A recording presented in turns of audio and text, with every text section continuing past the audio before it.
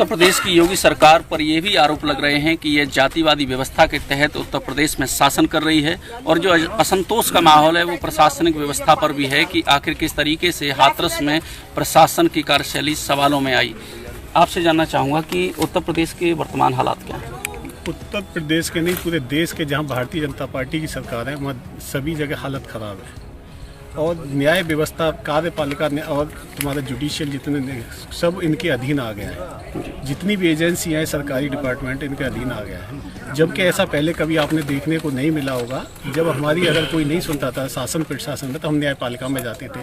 अब तो न्यायपालिका उनके दरवाजे पे बैठी रहती है। जिस जज को चाहे उसे राज्यसभा भेज देते हैं, जिसको जज से चाहे जैसा आदेश ले लेते हैं। तो न्यायपालिका बिल्कुल ख़त्म हो चुकी है, लोकतंत्र ख़त्म हो चुका है जी।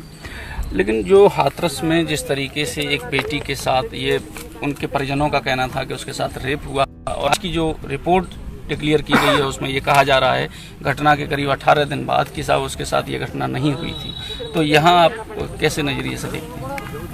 सही बात तो ये है कि जब किसी पीड़िता के साथ कोई घटना घटती है तो 24 घंटे के बाद करीब लगभग उसमें मेडिकल किया जाता है। मेडिकल में सारी रिपोर्टें आ जाती हैं और इसमें पुलिस के द्वारा 161 का बयान भी लिया जाता है। उसके बाद में फिर मजिस्ट्रेट भी अगर 164 का बयान लेता है। ये सब प्रक्रिया न दोहराते हुए उनका इलाज चलता था उसका मनीषा जी, और मनीषा का इलाज करते करते इतना टाइम हो गया इनको लगा कि अगर हम इसमें कुछ नहीं कर पाएंगे तो उसे दिल्ली ले गए। दिल्ली ले जाने के बाद में उसकी डेथ होने के बाद में ये प्रक्रिया इन्होंने शुरू कर दी कि उसके बाद में रेप ही नहीं हुआ तो रेप आएगा।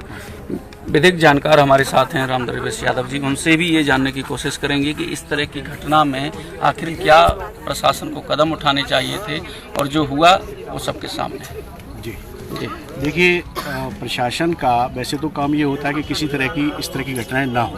प्रशासन इतना चुस्त दुरुस्त होना चाहिए जो कम से कम महिलाओं के खिलाफ अत्याचार ना हो। लेकिन जिस दिन से योगी गवर्नमेंट सत्ता में आई है, महिला अपराध जोड़े हो गए हैं। NCRB की अगर रिपोर्ट देखें तो महिला अपराध बहुत बढ़ चुके हैं। अब अगर कोई अपराध अचानक घट जाता है तो फिर सरकार का ये काम बनता है कि वो तुरंत स्टेप ऐसे ले जल्दी से जल्दी ताकि जो कुछ भी हुआ है उसका पर्दाफाश हो और जो मुलजिम है उनको सही तरीके से कानून के शिकंजे में लाया जाए।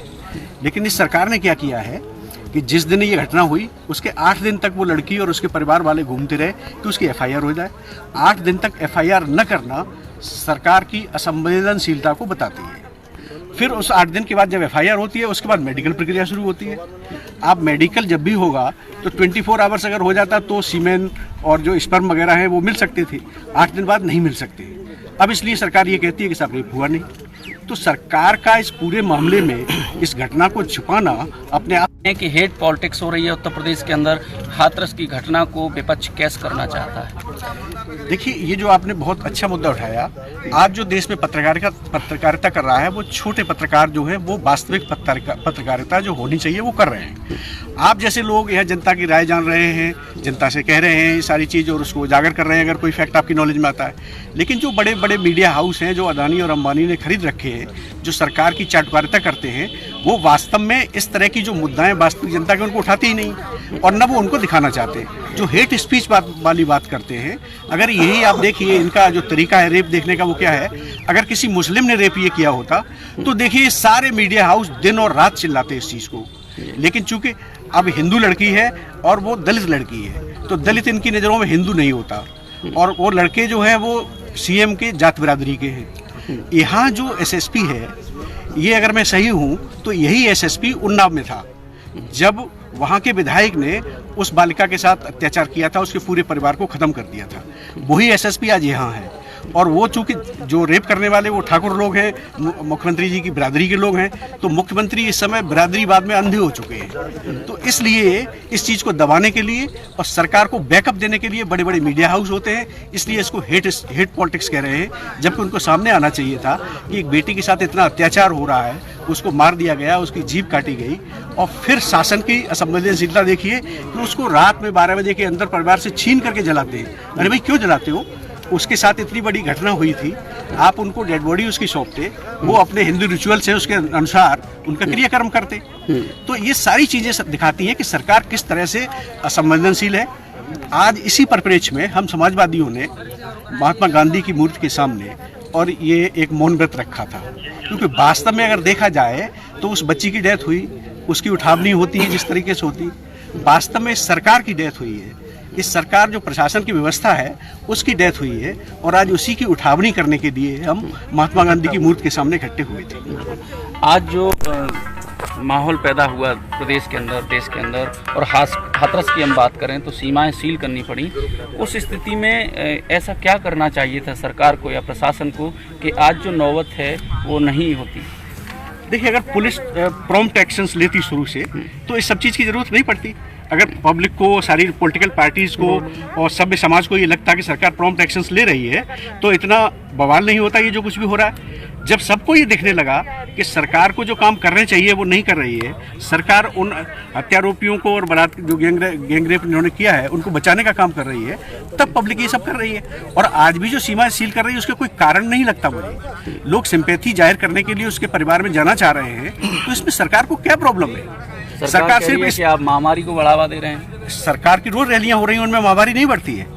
सरकार रोज रैलियां कर रही है। सरकार का एक बीजेपी का ही नेता यहाँ 8 किलोमीटर लंबी लाइन लगा करके अपना स्वागत करवाता है, तब महामारी नहीं फैलती है। कोई महामारी की बात नहीं है, सिर्फ सरकार अपनी गलतियों को दबाने के लिए, कवर अप देने के लिए सब चीज़ें कर रही है, जिससे उसकी इंटेंशन बहुत क्लियर होती है कि सरकार कुछ करना नहीं चाहती है, सिर्फ लीपापोती इस पूरे कांड पर कर रही है। बिल्कुल। एक सनातनी व्यवस्था में जिस तरीके से भी आपने बताया कि जो 12 बजे के बाद अंतिम संस्कार का मौका नहीं है या नियम नहीं है, लेकिन इसी तरह की घटना हमें याद है कि झांसी में हुई थी पुष्पेंद्र यादव के साथ। उस घटना को किस नज़रिए से देखते हैं? आज की जो घटना हाथरस वाली हुई उससे जोड़कर देखिए, पुष्पेंद्र यादव को भी इसी तरीके से एक दरोगा ने मार दिया था और उसके परिवार उसका दाह संस्कार करना चाहते थे, लेकिन तब भी सरकार ने इसी तरह की असंवेदनशीलता दिखाई थी और उसे छीन के पेट्रोल डाल के जला दिया गया था। और वही सेम चीज रिपीटेशन यहाँ हो रही है। तब कुछ लोग खुश हो रहे थे, ये कह रहे थे कि भाई ये तो यादव है, समाजवादी पार्टी का आदमी होगा, इसलिए खुश हो रहे थे, लेकिन आज वो दलित बालिका के साथ यही चीज हो गया है और निश्चय ही ये और लोगों के साथ भी होगी। अभी मेरे किसी साथी ने उस दुबे का जो मैटर उठाया, मैं मानता हूं कि अगर कोई बहुत ही बड़ा अपराधी है तो उस अपराधी को कानून के तहत लाना चाहिए। सरकार को ये बिल्कुल अधिकार नहीं है कि किसी का एनकाउंटर इस नाम पर कर दे या कोई चीज कर दे। आप उसके सही सबूत जुटाइए ताकि सरकार वो जो न्यायालय बना हुआ है वो उसको प्रोड्यूस करेगा। और ये सब चीज न करने का हम पब्लिक भी कई बार ये चिल्लाने लगते हैं कि साहब उसको शूट कर दो, शूट कर दो।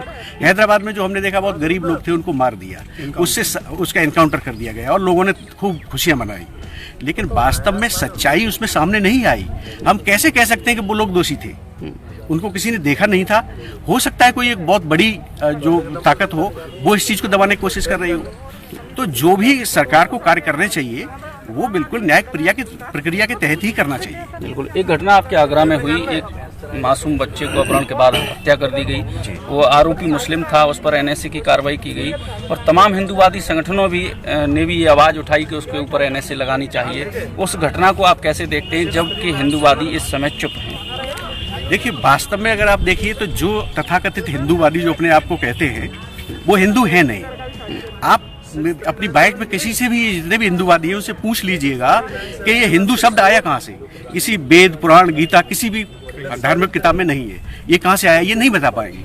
ये नकली हिंदू हैं, ये हिंदूवाद का मुखौटा लगा करके और लोगों को अत्याचार कर रहे हैं लोगों के साथ। जो एतमादपुर की जिस घटना की आप बात कर रहे हैं, मैं वही बात फिर कह रहा हूँ कि अगर कोई हत्या हुई थी उसे कानून के तहत उसकी इंक्वायरी होनी चाहिए। इंक्वायरी हुई और वो पकड़े गए, इससे ज़्यादा कुछ नहीं करना चाहिए था। लेकिन अब ये लोग जब यहाँ हो गया तो अब बिल्कुल सारे शांत हैं, क्योंकि यहाँ कोई मुस्लिम पक्ष नहीं है। मुस्लिम पक्ष जहाँ भी मिलेगा वहाँ ये सक्रिय होते हैं, अदरवाइज इन्हें कुछ नहीं होता। इनका जो रेप वगैरह को देखने का एक तरीका क्या है, ये पहले देखते हैं कि जो रेप करने वाला है वो हिंदू है या मुस्लिम है।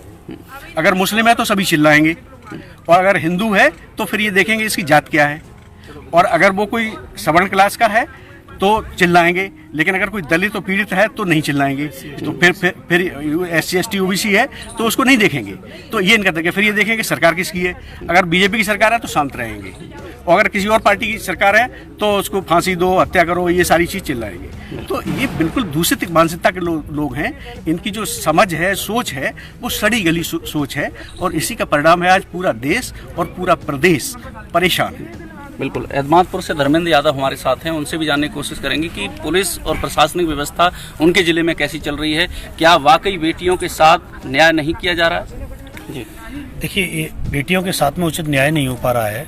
एक घटना मैं अभी आपको बता दूं, थाना बरैन के अंतर्गत एक गांव पड़ता है उदयपुर, उसमें एक बेटी पिछले 1 महीने से गायब है। वो परिवार इतना दुखी है और पुलिस के तमाम चक्कर काट चुका है, वो थाने के, चौकी के और उच्चाधिकारियों से भी वो मिला है परिवार, लेकिन अभी तक उसकी बेटी कहीं उसका अता पता नहीं चल पा रहा है।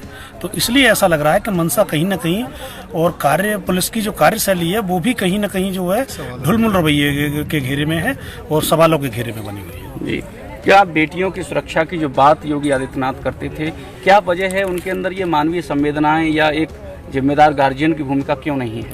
देखिए, जिस परिवार का मुखिया या जिस किसी व्यक्ति जो अगर शादीशुदा नहीं होगा तब तक वो दर्द नहीं समझ पाता है। और माननीय मुख्यमंत्री महोदय हैं, वो न तो शादीशुदा हैं ना ही वो बाल बच्चे वाले हैं, तो उनको जो है दर्द महसूस नहीं हो पाता, ना ही किसी परिवार का, ना ही किसी बेटे का, ना ही किसी बेटी का। तो समस्या ये है, अब परिवार उनका होता तो वो परिवार का दुख समझते। हाथरस की घटना को कैसे देखते? देखिए, हाथरस की जो घटना है वो बड़ी, जो जिन लोगों ने की, जिन दरिंदों ने की, वो बड़ी निंदनीय घटना है और हम लोग ये चाहते हैं कि उन दरिंदों को जल्द से जल्द उनके प्रति कार्रवाई हो और उनको फांसी की सजा दी जाए। लेकिन सरकार और सिस्टम से जो रिपोर्ट्स निकल कर आ रही हैं वो कह रहे हैं कि जो घटना का जिक्र किया जा रहा है वो हुई नहीं। देखिए, प्रशासन इसमें कहीं ना कहीं मिला हुआ है और प्रशासन के ऊपर शासन का दबाव है और कहीं ना कहीं वो इस वास्तविक घटना को गुमराह करते हुए दबाने का प्रयास कर रहे हैं। बिल्कुल। एक समाजवादी नेता की मुझे याद आई आप लोगों से बात करते हुए, पूर्व सांसद फूलन देवी की, जो स्वर्गीय हैं जी। जब उनकी हत्या की गई थी तो इसी समाज के अंदर जश्न मनाया गया था। उस जश्न को कैसे देखते हैं? जब एक बेटी के साथ जब अपराध किया गया था, उसने अपने अपराध का बदला लिया था, जब कानून से उसे इंसाफ नहीं मिला था और उसने अपनी आवाज़ बुलंद की थी। आज क्या स्थिति है और फूलन देवी की घटना पर जश्न मनाने वालों के लिए क्या? देखिए, फूलन देवी की जो घटना थी, इन जो इस समय जो सत्ता, इस समय जो सरकार जो चल रही है प्रदेश में, तो वो बड़ी संकुचित मानसिकता के लोग उस सत्ता में बैठे हुए हैं और कभी भी ओबीसी के प्रति या दलित पिछड़ों के प्रति जो भी घटनाएं होती है, इस तरीके की जो है कोई अमानवीय घटना होती है तो उन पर जो है ये बड़ा खुशी मनाते हैं, जश्न मनाने का ये हमेशा जो कार्य करते हैं और खुशी जाहिर करते हैं। लेकिन वास्तविकता ये है कि जब इनकी शैली में, जब उसी तरीके का फूलन देवी ने जैसे इनको जवाब दिया था, अगर उसी तरीके का अगर इनको जवाब दिया जाए तो कहीं ना कहीं ये जो है घटना कम होगी और कहीं ना कहीं इसका जो है राहत भी मिलेगी लोगों को। बिल्कुल। इस तरीके से घेरे में खड़ी हुई सवाल का निशान है।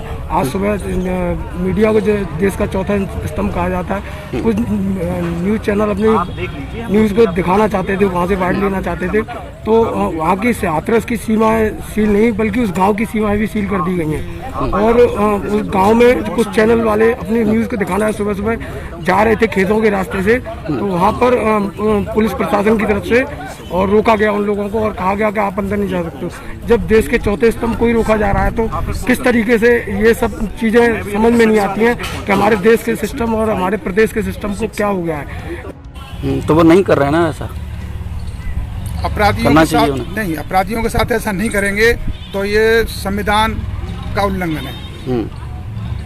जनता का विश्वास खो देंगे। हाँ, जनता का विश्वास खो देंगे और सरकार नहीं आएगी।